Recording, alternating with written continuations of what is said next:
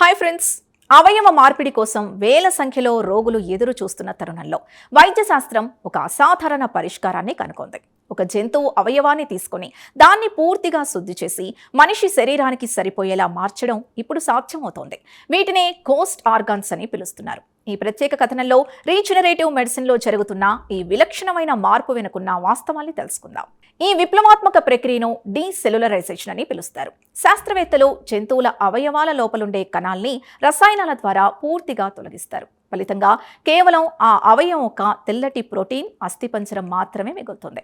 ఇది చూడ్డానికి తెల్లగా పారదర్శకంగా ఉండటం వల్ల దీన్ని కోస్ట్ ఆర్గాన్ అని పిలుస్తారు. ఈ తెల్లటి ప్రోటీన్ అస్థిపంజరంపై రోగికి సంబంధించిన స్టెమ్ సెల్స్ ప్రవేశపెడతారు.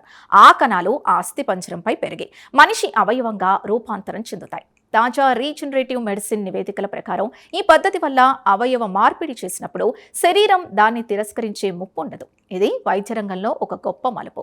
ఈ అస్థిపంజరం ఒక ఇంటి పునాదిలాగా పనిచేస్తుంది.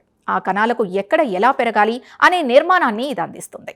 జంతువుల రక్తనాళాలు కణజాల నిర్మాణం మనిషికి దగ్గరగా ఉండటం వల్ల ఈ స్కల్ఫోల్డ్ టెక్నాలజీ అత్యంత విజయవంతం అవుతోంది. భవిష్యత్తులో కిడ్నీలు, కాలేయం వంటి క్లిష్టమైన అవయవాల్ని కూడా ఇలాగే సృష్టించవచ్చు.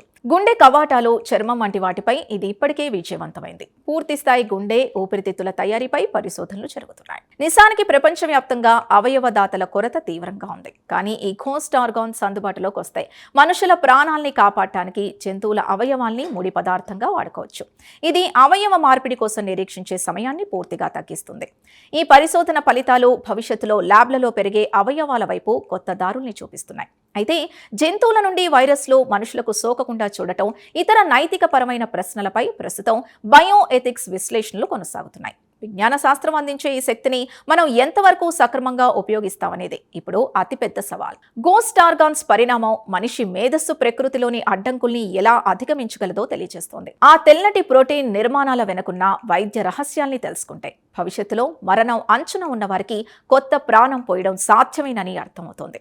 ఈ స్పెషల్ ఫీచర్ పై మీ అభిప్రాయాల్ని కమెంట్స్లో తెలియజేయండి. ఇలాంటి కథనాల కోసం ఛానల్ని సబ్స్క్రైబ్ చేసుకోండి.